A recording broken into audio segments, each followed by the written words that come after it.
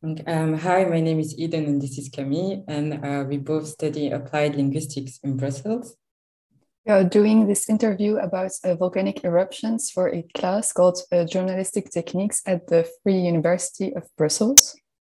And we chose Professor Troll because he knows a lot about volcanic eruptions, especially in La Palma. Yes.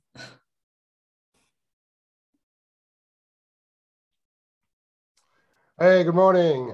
Good morning. Hello, how is everybody? Good. I'm doing well, thank you. Great, fantastic. I'm running 2 minutes late. With your permission, I'll quickly grab a cup of coffee. I'll be right back, and then we can start if that's okay. Yes, it's all right. Thank you so much. So now I'm here. Thank you, good morning. And now I'm here for you. So please, how can I help you with La Palma? So we have a few questions prepared. If it's okay, we can start right now. Absolutely, I'm ready for you. Okay. So what are the consequences for a volcanic eruption for people and animals in the nature? Yes, I mean, as you know, the La Palma eruption started in mid-September, 19th of September. And it's still going on, although it's going a little weaker now. It seems less earthquakes, less volume eruption. So hopefully it's calming down now. But the area affected is quite densely populated, and that has been a bit of a shock.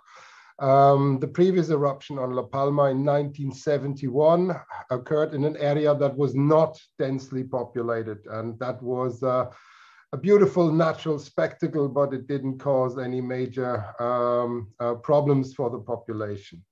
Now, the main problems are the following. There is, of course, the lava problem, and that is there's a wall of hot material coming towards houses, towards properties, towards infrastructure like roads and electric cables like drainage pipes and water supply. All of these things are damaged when the lava comes through. And of course, the lava burns things. So it's not just burying things, it burns things. So certain things like gas tanks, water pipes, they will actually explode once they're heated up. So all of them are broken. And this is a huge problem. Electrical wiring is taken out. The electrical grid is suffering. There's big gaps in there. And these are, of course, problematic factors. Another key factor is, of course, the animals that are in this area. The humans can be evacuated quite effectively. If you know lava is coming, you have a little bit of time to bring the humans out. But many animals are not so easily brought out of the exclusion zone, because sometimes pets are very shy. They react differently. I've seen a lot of stray cats and chicken and dogs. They hide sometimes, and the owners cannot quickly find them, for example, or it's just too many. And then they are left in these areas. The emergency services are bringing food and water. We always had some cat food with us. Whenever we saw some animals, we handed out some, but it's very hard. Now, I mean, many of them will survive by their own kind of nature, but some of them will not, I'm afraid. Another key problem for animals as well as humans, of course, is the air quality. This is really dramatic. This is far beyond the lava flow area. And that is, there's ash fall, there's particles in the air, and there is, of course, also gas. And this is two different factors. The particles, they will clog your lungs. There is this P10 problem. It's when you have a high concentration of particles below 10 microns, they will actually go into your lungs. And the ash particles are tiny little glass shards with very sharp edges. So they lock themselves into your respiratory system. So it's very hard to get them out if you inhale too many of them. And therefore, you must wear certain protection like filtered masks and things like that, even in areas that are not directly affected by the lavas, for example. And just over the last few days, the population in La Palma was asked to stay indoors for as much as they can. Some 30,000 people were asked to stay indoors because also the gas concentration can be very high. And the main problem here is sulfurous gas, and sulfurous gas is really aggressive. We use sulfur for disinfection. We use it to disinfect, for example, wine barrels and things like that. And we are also organic, humans are organic. So if you inhale it, then it will start to eat at your respiratory tissue in your lungs. So it's an acid effectively. It's very, very aggressive. So in the exclusion zone, you are obliged, meaning you're forced to wear a gas mask that filters acid fumes. And another problem there is that there is the carbon-based gases, CO, for example, carbon monoxide.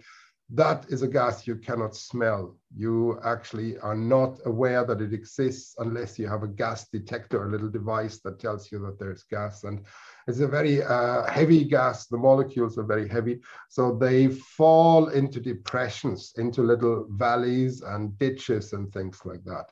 So if you operate there as an individual or as a scientist or as a rescue worker, you may actually come into an area that has no oxygen because of the CO gas, and you wouldn't be able to smell that. And this is actually what has caused fatalities in the 1971 eruption, that people were not aware of this. And so far, there's only one fatality in the La Palma eruption, and it's not quite clear what the reason is, but most local people I spoke to say it was likely a gas problem. So that's the dangers. Hopefully that summarizes it reasonably for you. Yes. Now, how should the government provide help to those who are affected? Well, I think this is a very big question, and a very good question, actually.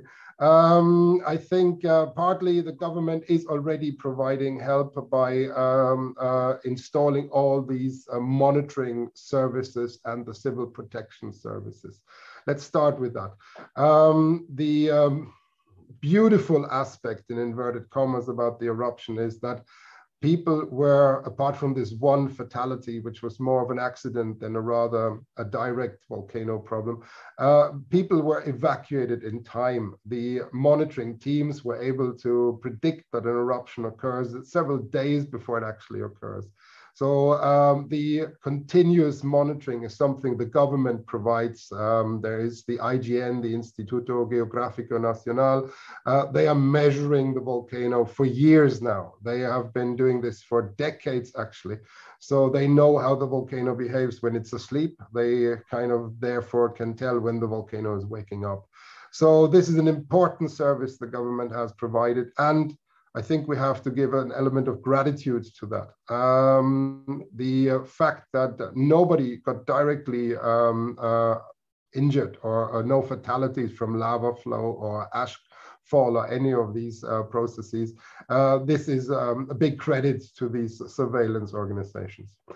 The other thing is there is a lot of emergency services like the fire brigade, like the civil protection, and there's fire brigade personnel coming from all over Spain. I mean, I was working there with people from Malaga who came to support the effort. Then there's police, there's the Guardia Civil and the local police, different organizations from the police that help the evacuation, that also protect the areas, that no looting happens. This is very important. The evacuated areas need to be protected. Otherwise, people go in, some bad folks, and might do vandalizing or looting. So this all needs to be prevented.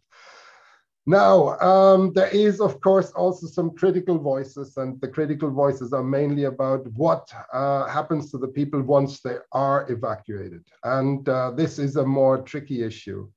This is less of my specialty. I'm not so concerned or not dealing very much with this aspect, but most people found shelter with relatives, and some others had to leave the island to be sheltered with relatives on other islands in the archipelago.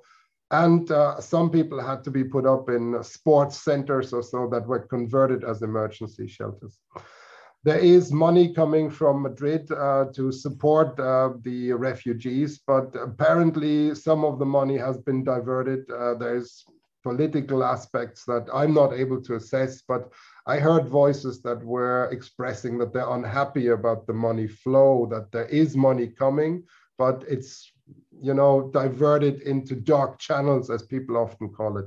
But this is beyond me as a scientist. I'm a volcano researcher, so I can't quite tell how true this is and where it would be going if that is true. So, but I heard that people are not entirely happy about the rescue aid. But I need to stress that I've been involved in other disasters, like in Indonesia, and people there said the same thing. So there is a bit of an element that maybe people are generally believing that more could be done. When you are in a distressful situation, you will always think that more could be done. So it's hard for me to really say what is exactly true about these claims, but I'm not saying they're not true. I'm saying it's very hard for me to assess. Okay, so you don't really think that the government is providing enough help for the people? Well, this is what some people say. It's not for me to judge, but some people say that the government could provide more effective help. There is also some people saying that the government didn't warn enough, that people haven't done enough preventive measures. One of the big problems that has been coming up is that people had a lot of loss of houses, for example, and property. And some people claim they could have insured themselves against this had they known that these risks exist. In Hawaii, for example, people can take volcano insurance. And some people have claimed that they didn't really know. It's a tricky one because if you live on an ocean island where the biggest sightseeing aspect is volcanic cones, then you must sort of understand that you live on a volcano. If you realize that there was an eruption 50 years ago in 1971, you must realize you live on a volcano.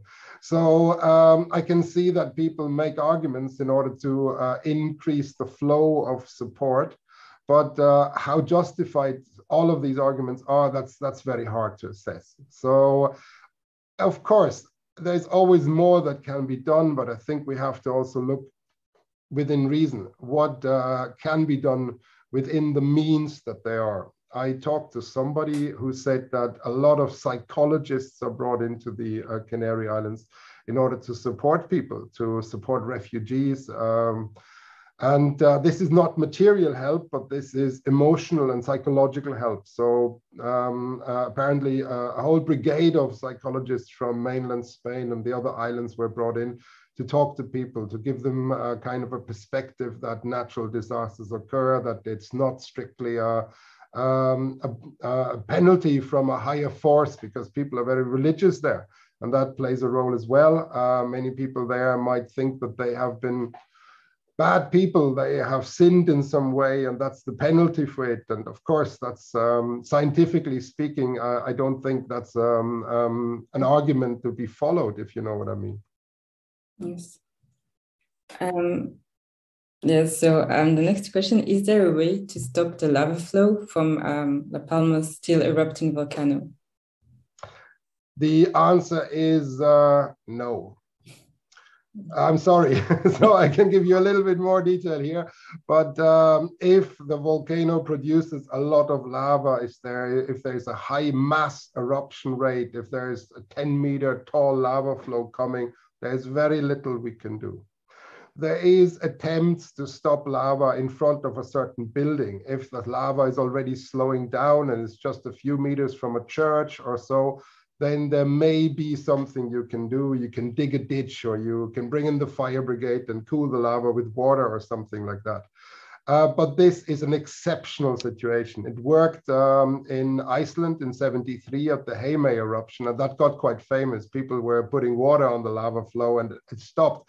But let's be realistic. The lava flow was about to stop by itself. You can just halt the last few meters, if you will. And there was this case at Todoke Church. Todoke is a little village, and it had this beautiful church built by the local people, voluntary work that built the church. And they were very proud of their church, but the attempts to stop the lava flow were in vain. I was talking to a journalist a few days before. He was fascinated by the attempt. People were digging ditches, trying to divert the lava flow. But I had to be realistic and point out that if the lava comes strong enough, their ditches will not help. And indeed, 2 days later, the church fell under the pressure of lava. So this is the thing. We have no means to stop them, these processes or these forces of nature when they come strong enough. Only when they're already in a weakened state, if the lava flow is about to run out, then we can slow it a little bit further. So there is something we can do, but our powers are rather limited. Do you think that the eruption or the lava will affect other islands in the same area? The lava itself will probably not have a huge effect on the other islands, but it will cause La Palma to grow. La Palma has grown by a fair bit now with these new lava deltas and lava platforms. And this has happened already in previous eruptions, the 1949, the 1971, the 1712, the 1585. All of these eruptions made lava deltas. And they're used now for banana plantations and pineapple plantations, and there's hotels on them in some cases. And so this is good ground for agriculture and for tourism. So in the long run, these areas might be very useful. And there's discussion now about the current platform. Maybe it should become a volcano park. So if that happens, this will be hopefully a new income revenue, a new income source for the local people on La Palma.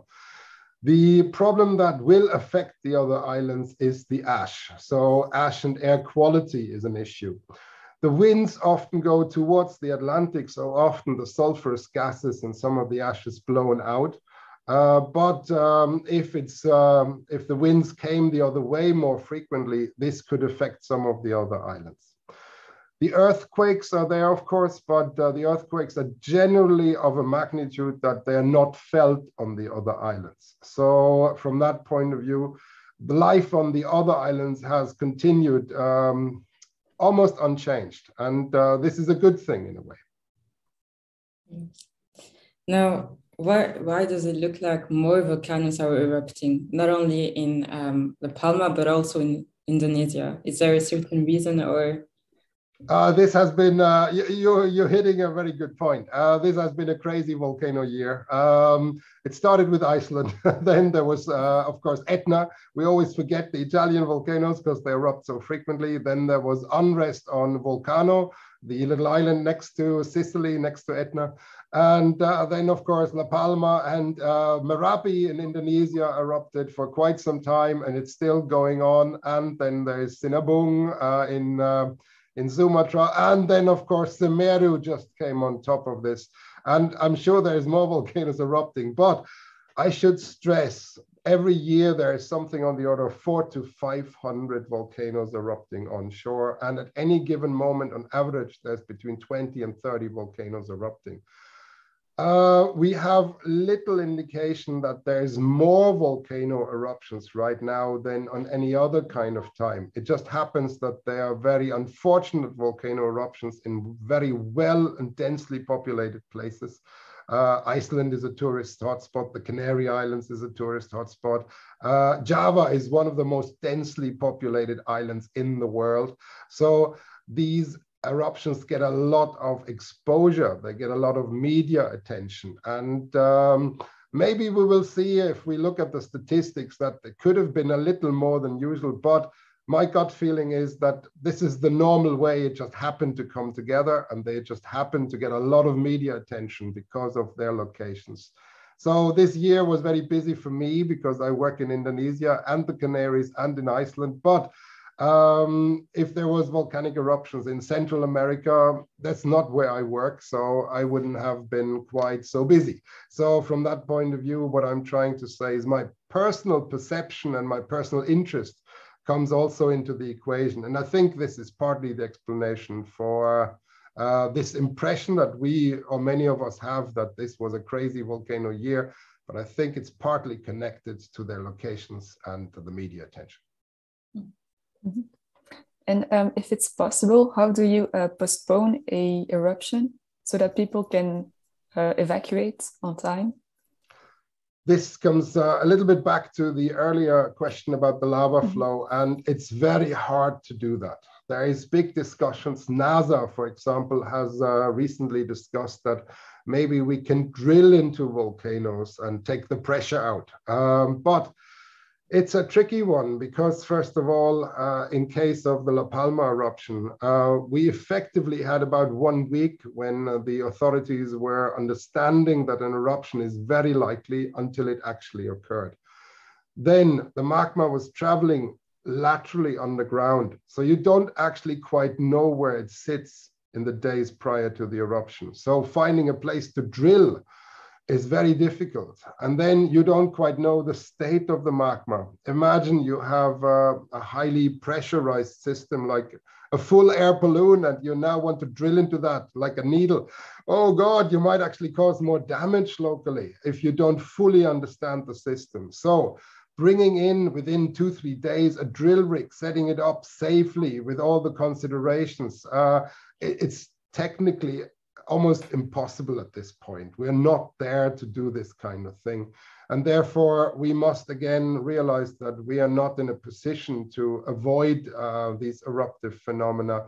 We have to adjust to them. It's like floods, it's a similar problem. We cannot really stop them, or only to a certain degree. We can minimize some of the things.